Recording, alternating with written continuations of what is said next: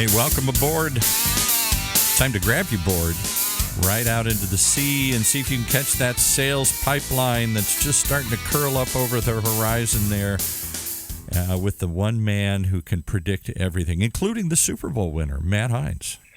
You know, I read an article this morning that said that the San Francisco 49ers, and we may have to bring this up because I know our guest is based in San Francisco, that they are one of the most unexpected Super Bowl teams in Super Bowl history, which really surprises me. Wow. I mean, they were terrible last year. I mean, part of the reason they're good this year is they've got an incredible rookie pass rusher that they got because they had the second pick in the draft because they were terrible last year. Yeah, now all of a sudden, they're in the Super Bowl. They got Marshawn Lynch. They got a great starting group, but they weren't really talked about. That's true. They came from kind of nowhere to suddenly dominance. Well, I know that everybody has their own way to predict who's going to win.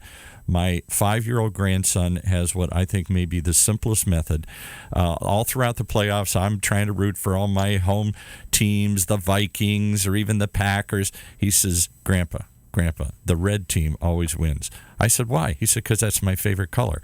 So in both leagues, the red team won. The guys with the red jerseys won. I don't know who he's going to pick in the Super Bowl, but it works so far.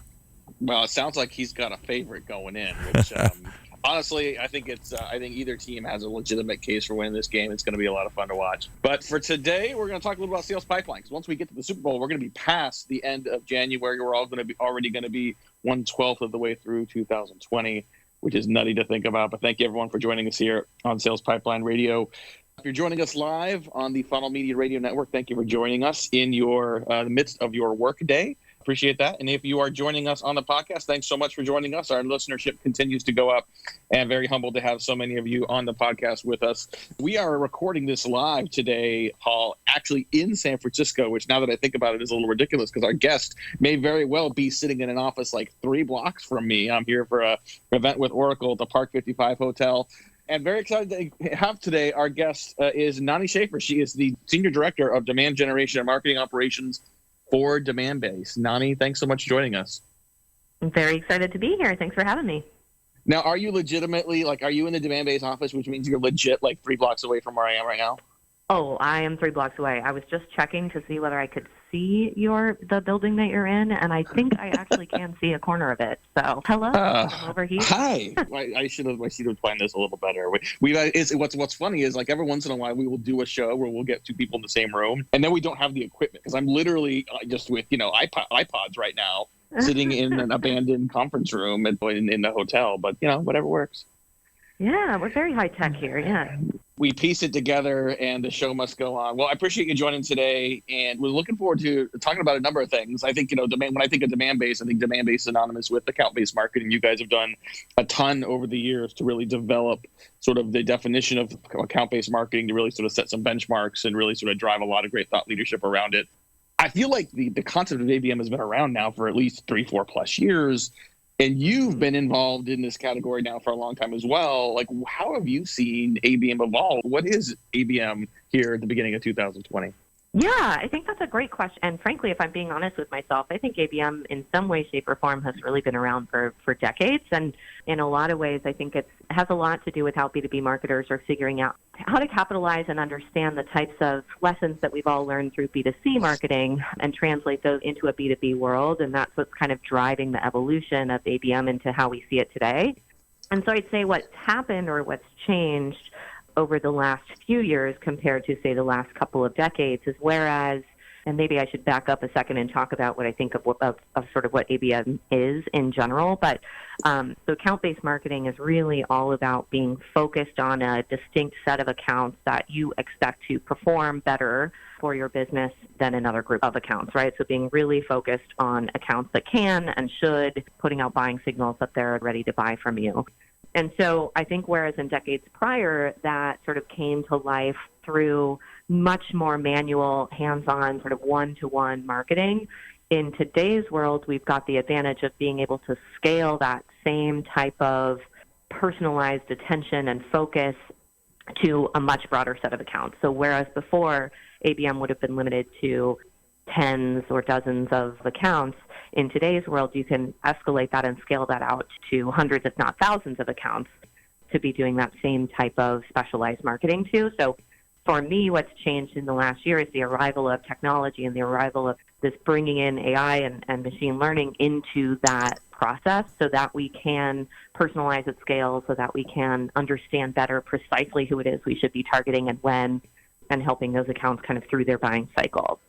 So the way you just described that, I mean, I liked everything you just said about ABM. And the one thing I didn't hear anywhere was sort of taking into consideration the size of the organization, because I think a lot of people think of ABM as, oh, this is enterprise marketing strategy. But what you just described about being personal, about customizing the approach and the message to the company and to the individual and the members of the buying committee, that doesn't necessarily imply a minimum size company. So can account-based marketing be applied to any target?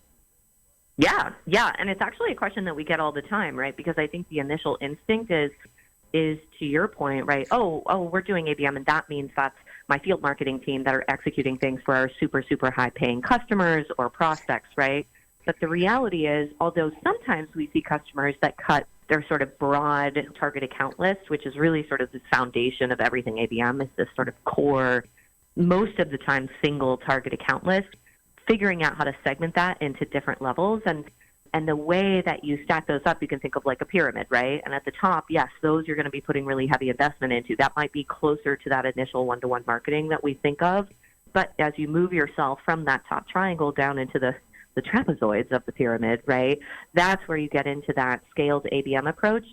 While that does typically mean that you're investing slightly less, doing less precise personalization, less one-to-one, and you're doing things that can be applied more broadly to a broader set of accounts, that doesn't necessarily mean that they're smaller targets, right?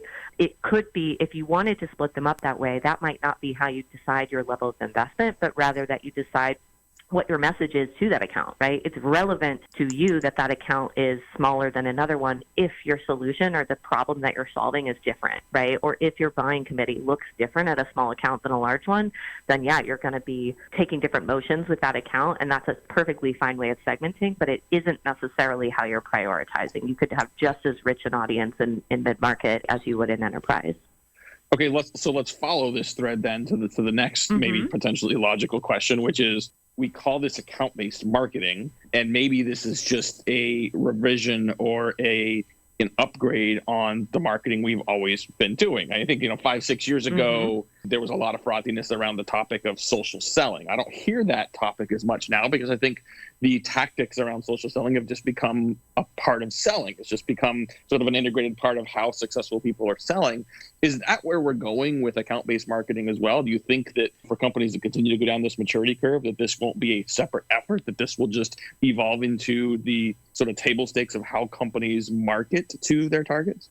It really could, honestly. I sort of waver back and forth between, is ABM synonymous with B2B, right? Is that what we're really talking about here, is being intelligent about the way that we're marketing to individual companies? Because if you ask any B2B marketer and you're like, hey, would you rather spend money on a company or a person that can't buy from you or one that can? Well, obviously, they're going to go with the one that they can, right? It's only the ability using technology now to be able to be precise in our marketing that enables us to do ABM in a different way. The other element I would add that we've seen with a number of our customers is thinking about, often when companies are beginning, right, when they're thinking about, I should probably do this ABM thing. It's pretty popular. I feel someone asked me to or whatever.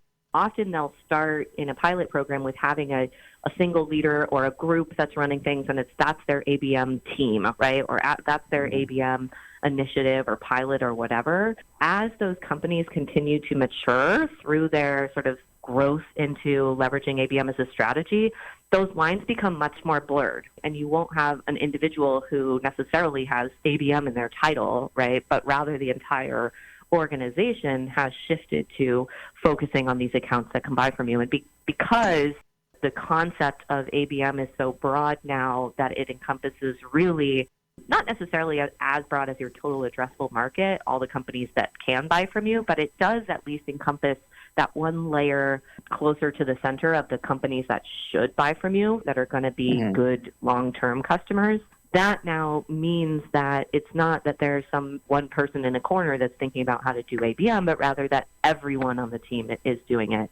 And I find that too. It's funny when I get surveys all the time about ABM maturity and looking for trends or patterns or things. And when I get the question of what percentage of your budget are you dedicating to ABM, well, I'm like 100%. I mean, that's nothing that we're doing is not ABM. So I always kind of am like, everything. Yeah.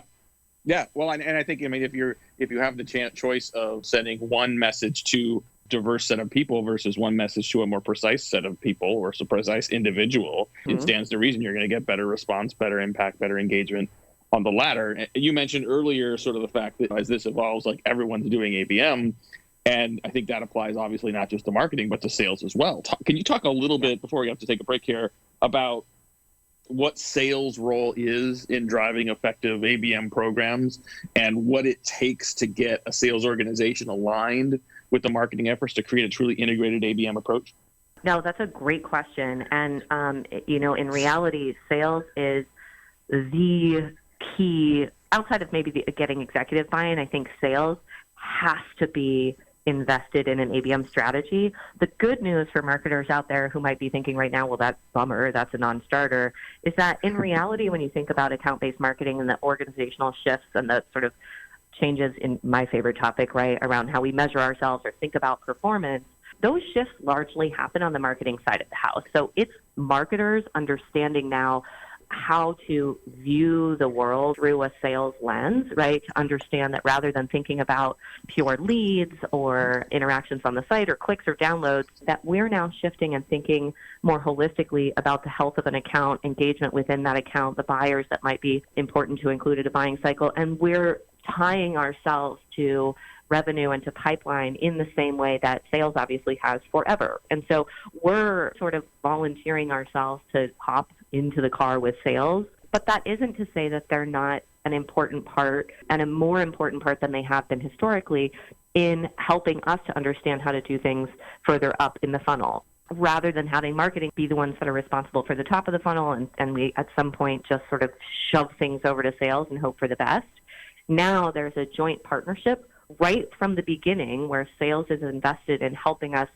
One of the sort of key tasks or areas that they're helping with an ABM strategy is in the selection of our target account list, right? So they're validating that our hypotheses about the right accounts to be selling into are indeed the right accounts to be selling into. That's a huge component of an ABM strategy.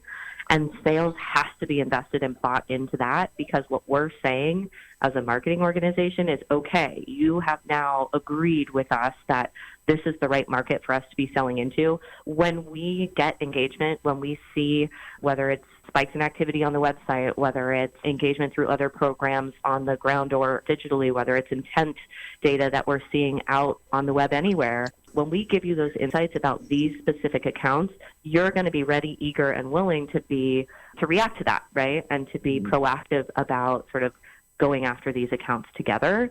And that can take some time, right? That often takes results. That takes sales seeing that this is working and that indeed these target accounts that we're investing heavily in from a marketing standpoint are converting at really high rates. Yep, got it. Well, we got to take a quick break, pay some bills. We'll be back with more with our guest, Nani Schaefer. We're going to ask her to talk a little bit about where ABM programs stall and what to look for to make sure your programs stay on track. Talk a little bit about what it's like to work at an ABM company. Got a little meta there, doing ABM at an ABM company. You might even see what her prediction is in terms of which red team's going to win next week. We'll be right back on Sales Pipeline Radio. While there's no singular silver bullet to scalable revenue, there are strategies to improve the planning, coordination, and execution of the tactics to get you there. From Integrate and Heinz Marketing, read the Enterprise Playbook to account-based demand generation, designed for enterprise marketing leaders to explore new ways to generate demand, convert leads, and scale revenue.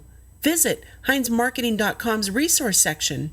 That's HEINZ marketing.com and the resource tab for your free copy today.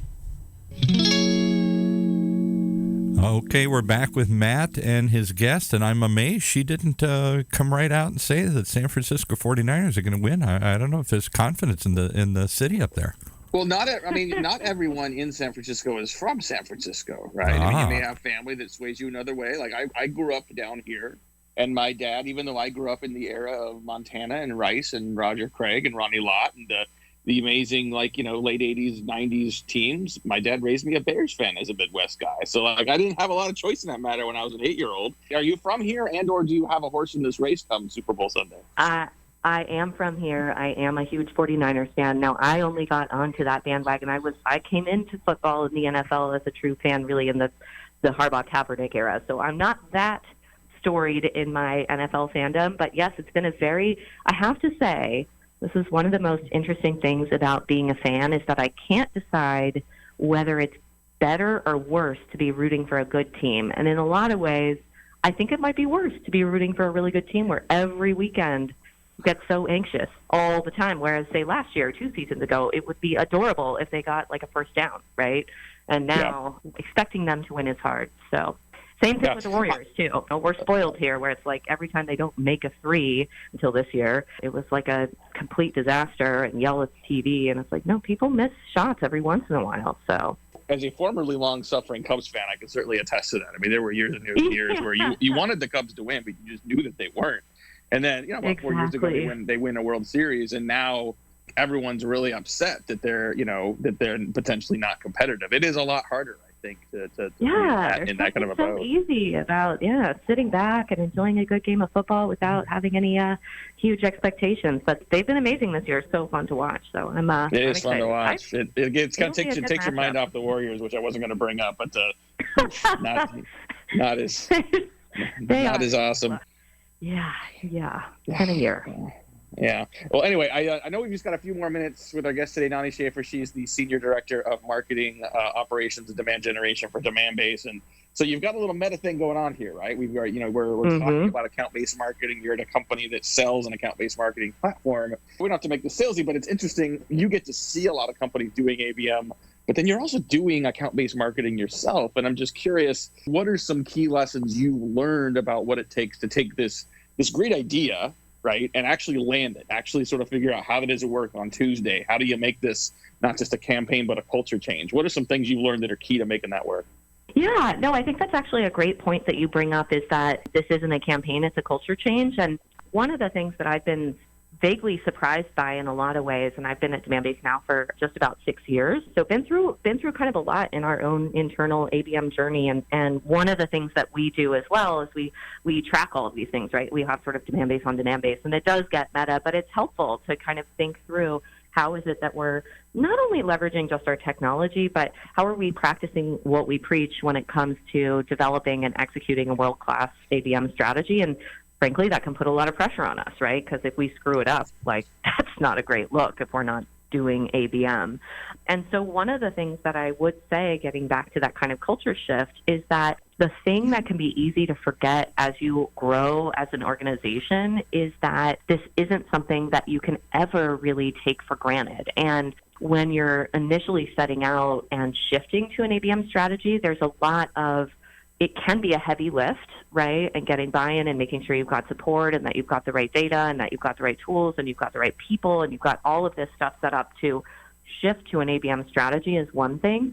But it can actually be easy to forget how quickly that buy-in and that mindset and that mind frame can begin to erode. And so we constantly do have to be forcing ourselves to be deliberate about how we market to these target accounts, to not get sort of wrapped up into the temptation of marketing more broadly or falling back on those surface level metrics that really aren't moving the needle. And one of the sort of very basic examples of this is just in that the maintenance of the target account list itself, right? And so we've actually had a really sort of big shift as we've grown. We've evolved the definition and the meaning and the thought process behind that, how that list is developed and maintained over the past 6 years. And that's been one of the most interesting things to me, is just to see how we've gotten more sophisticated about picking it, right? We started with kind of a, frankly, gut feel about who our best customers were and how we might find other companies or opportunities like that, to now really leveraging not only much more sophisticated data about how we can find the right accounts, but then also figuring out how we prioritize them, how we make clear, how do we leverage intent data, right? How do we segment these audiences into smaller segments that really matter, that we can measure differently, that warrant a different message. And so that's sort of one of those things it's just easy to forget, right, that you do need to keep that sort of mantra alive. And last thing I'll say on that, too, that's probably more relevant for this particular session, too, is keeping sales excited about this. It sounds so silly, particularly at a company that's selling ABM, but making sure that they're seeing and being reminded of the need to be careful about who it is that we're investing their time in, right? Time is their most precious resource, and we want to make sure that we're not delivering anything to them that they shouldn't be selling into. Yeah, no doubt. Well, we just got a couple more minutes with our guest here, and I think I wanted to make sure, give you guys credit for, for not just sort of creating a great ABM product, but also sort of really investing in the community. I think you guys have done a great job around building the ABM certification and helping people build some of the initial skill sets to be able to sort of adjust the way they're thinking about marketing. And I think you guys run one of the better ABM conferences and communities that I see in the market today. And so I want to give you a chance to talk about the upcoming ABM Innovation Summit and what, for people that are heavily invested in ABM, people thinking about it, talk about the community benefit of being there, and maybe give us some teasers on some of the speakers you're going to have there this year. Yeah, really excited for, and thank you for the plug. That was very exciting. So we've got our ABM Innovation Summit coming up in San Francisco at Pier 27, March 17th and 18th. And really, I think what's great about this conference in general is that there truly is something for everyone. It's certainly not a user conference. There's no need to be a Demandbase customer, but it's about bringing together thought leaders who can help to teach each other about really how to take it to the next level with account-based marketing, and having sort of real-life practitioners in and speaking and talking about what they're doing in their sort of everyday ABM strategies, I think is one of the central elements of the conference that's most important, right, is that we do try and stay away from the sort of fluffier, high-level content and get into, show us what your dashboard looks like, tell us what step one is, how am I going to take this and apply this to my job tomorrow. So that's a really big focus for us. And then, of course, having sort of inspirational content as well, where we can get excited about things can you imagine, even beyond ABM, right? But thinking about our lives, I think about nothing else. But for others that want to be inspired, I think, we're having a keynote from the Challenged Athletes Foundation come in, and we're having Megan Rapinoe come in and really, really talk about how we think about ourselves in the broader context of the world. And then I'd also be remiss if I didn't mention that the conference offers a great opportunity to, as you mentioned, get certified in account-based marketing. And we've got 2 levels of certification this year, and it's an excellent way for anyone, frankly, whether you're just starting or you're at the most advanced levels of ABM, to come and learn what it takes to kind of take that to the next level. There's a lot of user conferences out there. A lot of companies do conferences for themselves, and there is a lot of very self-serving content. I've been to your conference a number of years in a row now, and I've just always been impressed with just how well you guys curate content. And you're right, it is for people attending. You're looking for like actual tactical best practices, but also some great community, great inspirational speakers. You guys do a great job of that. Go to demandbase.com, check that out. Coming up here this spring in San Francisco. We are unfortunately out of time. I'm getting the big wave from Paul over here. So we're gonna have to wrap it up. Thank you so much to our guest, Nani Schaefer from Demandbase, for sharing some new best practices and trends around account-based marketing in 2020.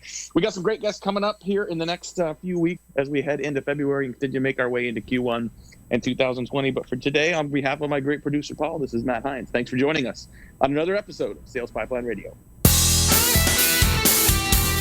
You've been listening to another episode of Sales Pipeline Radio, right here in the Funnel Radio Network, for at-work listeners like you.